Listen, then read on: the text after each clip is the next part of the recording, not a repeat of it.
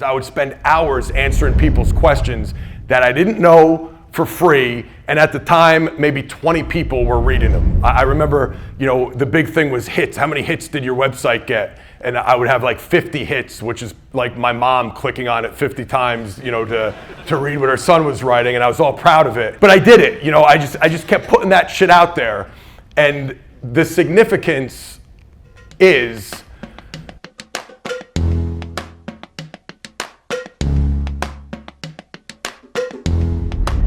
thank you. Is your mic on? Is this thing on? Can you guys hear me? Yeah. Thank you.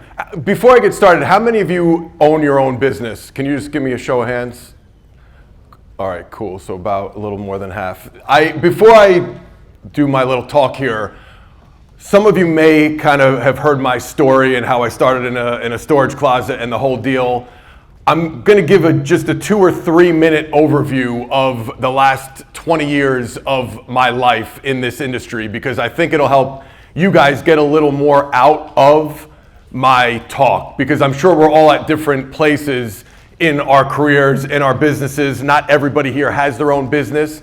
So I just want to take you through a quick timeline of when I got started in this industry, actually working in this profession, making a living, to where I am now. Because I think some of you might relate more to where I was 18 years ago. Some might relate more to the decisions I was making 3, 4 years ago. And some might relate more to where I am now as a 42-year-old husband and father, and a much different place in my life from where I was when I first got started. So, quick overview.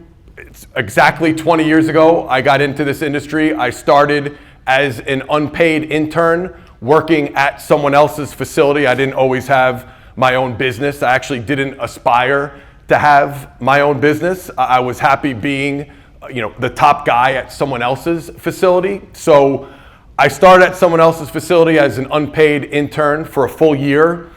After that year, I was hired as an employee, and over the next 4 years, worked my way up the food chain, so to speak, and earned a spot as a top guy, one of the top 2 guys in that company. I went from unpaid intern, vacuuming, wiping down treadmills, cleaning the equipment, taking out the garbage, to training housewives and training general population, to training young kids, 7 to 10-year-olds, and then working my way up as the director of training, and then into the management role, which I never wanted or liked, but that seemed to be the natural progression.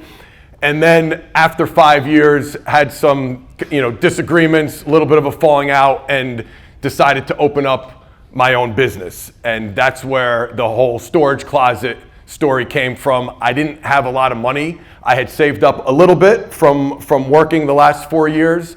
What I had saved up, I invested every penny. I bought a 3x3 elite rack, a reverse hyper, a glute ham, and a bench press. And I rented out an actual storage closet in the basement of an existing health club. That was literally my first gym. It really was a 500 square foot storage closet with 4 pieces of equipment. In 3 years, I grew out of that storage closet, moved into a 2,000 square foot warehouse, a facility that I was, able to finally call my own. I had my own door. I didn't have to walk through the freaking bathroom of the health club to get there. It was my own spot. And that's when things, the DeFranco name and brand really started to kind of develop and become a little more well-known. After 3 years there, I moved into what was my dream facility, 5,000 square foot dream facility with the turf, the racks, the DeFranco's that most of you probably visualize when you hear the word DeFranco's gym. That was that facility. And by the way, speaking of JL's talk, I like to kind of find commonalities among some of the speakers. Some people do ask me if I ever had any investors or if I ever took out any loans. My 5,000 square foot dream facility, that was the first business loan that I did take out. I never had any outside investors. I did it all with my own money. But taking that next step, and again, what we've been talking about during the past couple hours, turning it into a real business, I did get a business loan from the bank to do that. We were there 3.5, 4 years. Then I had an opportunity right when I had kids, and I'm not going to get too much into this because I'll talk a little more during the presentation, but right when, as much as I love the gym, once I had kids, that changed a lot for me. I realized I love training athletes still, but I didn't want to be in the gym, kind of a slave to training athletes and clients all day, every day. And I was starting to battle with, is opening up multiple gyms, my goal? Is having bigger gyms my goal? I was really battling with that. And at the same time, we just launched our CPPS certification course and the DeFranco Insider membership site. So I started realizing there was ways for me to help athletes and help clients without having to work more hours and work harder. There was another way, and I was really enjoying doing that, but I didn't want to get rid of my gym, and I was battling with that. And then this opportunity out of nowhere came. The CEO of Onnit, Aubrey Marcus, called me one day and he said, I got 6,000 square feet in Texas. We want an established brand to run the gym there. We want to have an established name brand, training athletes that we could kind of cross promote. You promote our supplements, we'll promote your training. And it was basically like a rent-free type of deal. You come in, you train athletes under our roof, you help us out, we help you out. That was kind of my out. I don't want to call it an out, or my way to kind of pivot and pull myself out of the gym business without getting rid of the gym. A lot of people ask why I made that move. There's a little bit more to it, but for me, it had to do with family and spending more time with my kids. I had a trainer that moved to Texas, so now we were running the DeFranco's gym in Texas. I was focusing, I opened up a small headquarters, 1,000 square feet in New Jersey. I was doing more training trainers and training coaches and consulting, reaching more people that way.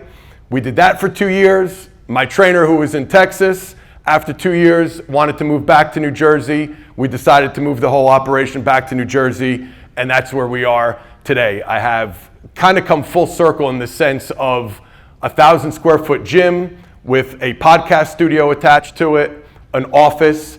Cameron, my full-time trainer, it's almost like a lab/gym. We train 15 to 20 clients max not at 1 hour, but 15 to 20 clients we let into our program. We have a whole process, an evaluation process to come into our program, working with not that every athlete has to be a high-level Olympic or professional athlete, but more serious type of clientele, people that are really serious about training.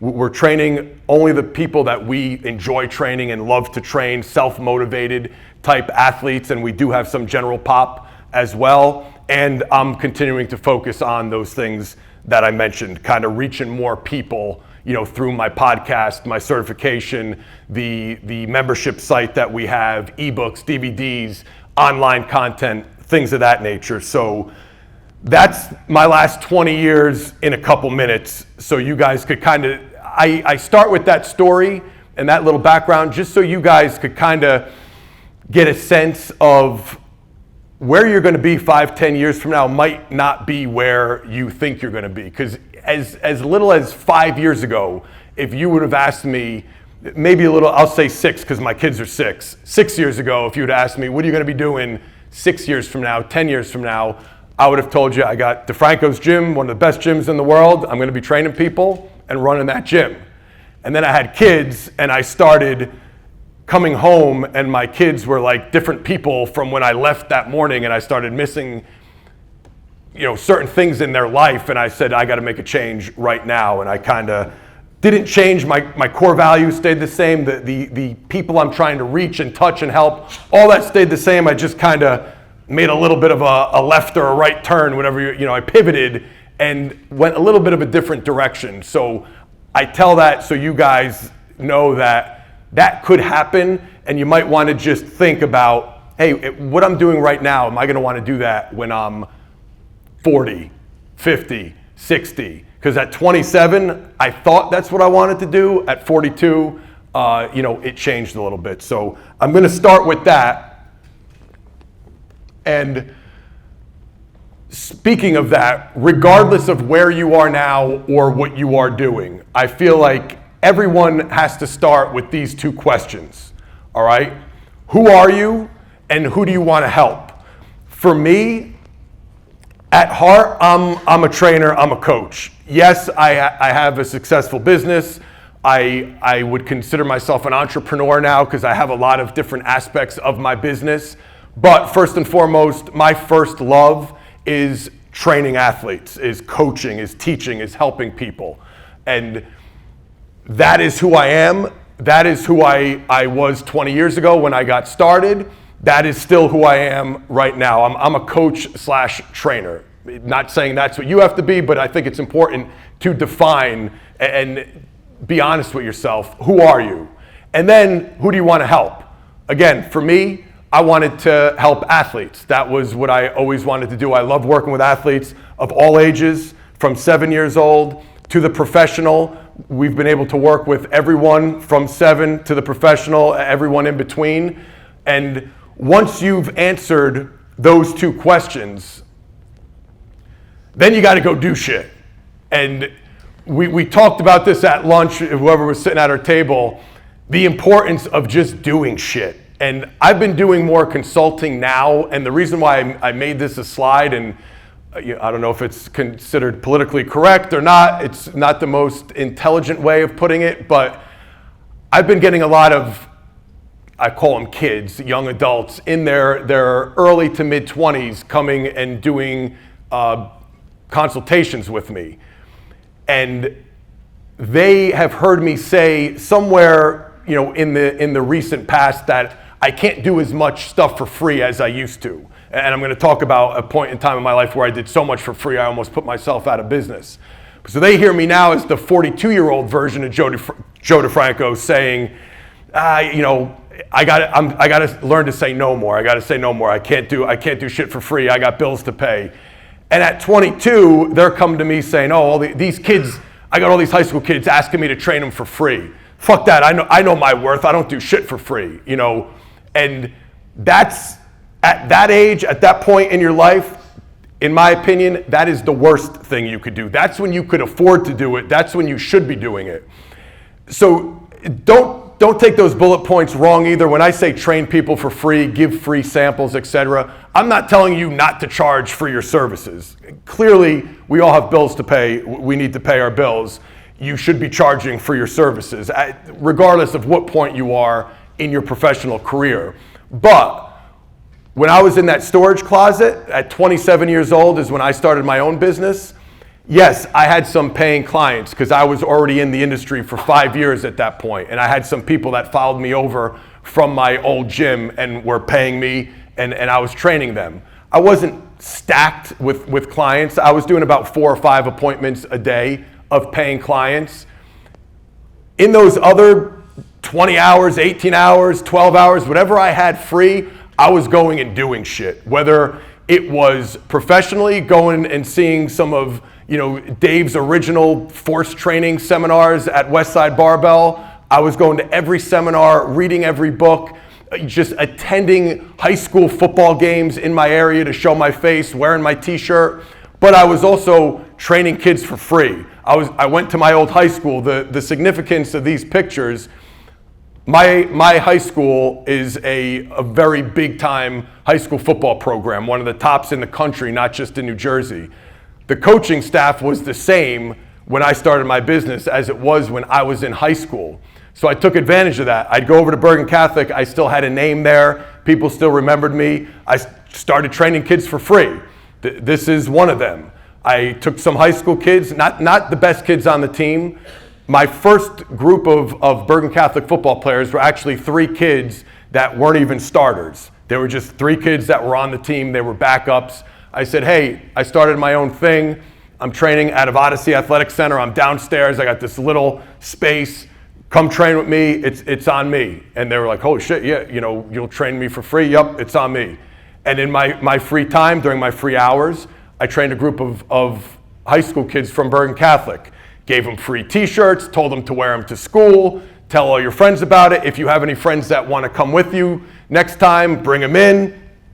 And I did that. And I did that for years. Couldn't do it with everybody, but I certainly wasn't above doing shit for free at that time. So I'm training kids for free. I'm running strongman. I was doing strongman contests on Saturdays for kids that were training at other gyms. Most other trainers were taking the weekends off. I looked at that as an opportunity. Screw that. If they're going to take Saturday and Sunday off, they're going to go down the shore, go to the beach.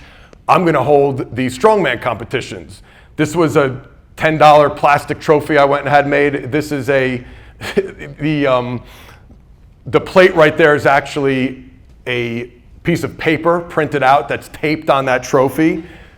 But that thing was like the friggin' Stanley Cup of Bergen County, New Jersey. These kids would fight for that trophy on the weekends. Who would win the strongman contest, and they would bring it to parties with them. They drink beer out of it, and that became like a thing.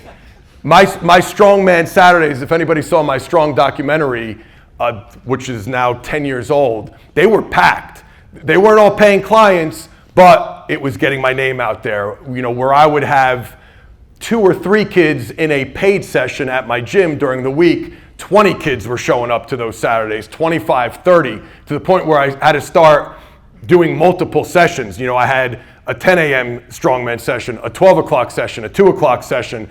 It was packed. It was creating a buzz, is my point, and I did it all for free in the beginning.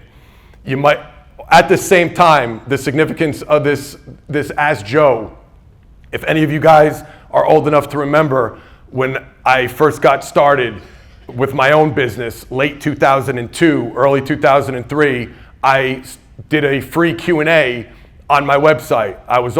That's when I was writing for Elite and Dave's site. You know, these were all things I was just doing to put myself out there.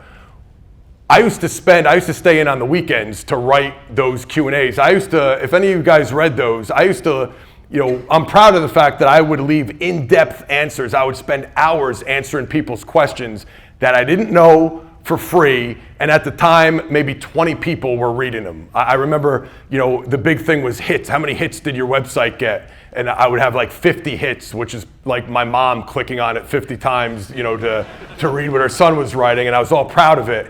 But I did it, I just kept putting that shit out there. And the significance is, when you do this, you're not always going to get instant gratification. It's not always going to turn into something, right? And 2 perfect examples. On the left over here, Brian Cushing, who was a Bergen Catholic football player at that time. He was the stud on the team, though. Everybody probably knows our relationship at this time. One of my longest standing clients. Now he's a 10-year veteran in the NFL. But I trained kids from Bergen Catholic High School for free for a year before he finally walked into the storage closet. He was the kid, that was the one I wanted, but he was a stud. It was like, who's that dude in the storage closet? I didn't have a well-known name at that point, but the kids I was training, they were friends with Cush. And as he saw them starting to show up to school, looking a little more jacked, wearing the DeFranco's t-shirt, even though they weren't the best players on the team, they were his friends. And he was like, man, what the hell are you doing? Like, where are you going? What are you doing? Where is that place again? Is he still working at Parisi's? I didn't even know he had his own place. Created enough of a buzz. A year later, he walks into my gym to try it out. And, as we all know, the story goes, it was 16 years later, he's been with me ever since. Having him in my gym single-handedly changed my business during the early years, because everybody in New Jersey, every high school football player wanted to be like him. I'm not saying, it was all my training. All I'm saying is the power of doing shit for free sometimes.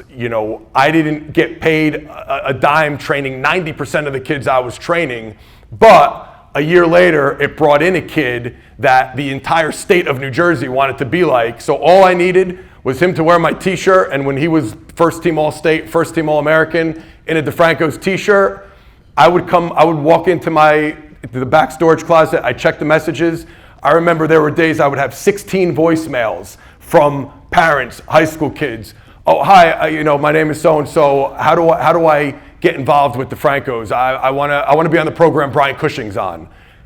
After a year and a half in the storage closet, I would say anybody who was anybody in New Jersey high school football was training in my storage closet. And meanwhile, my competition was a whole bunch of other gyms that were 20,000 square feet, 30,000 square feet, indoor, turf fields, tracks, the whole deal.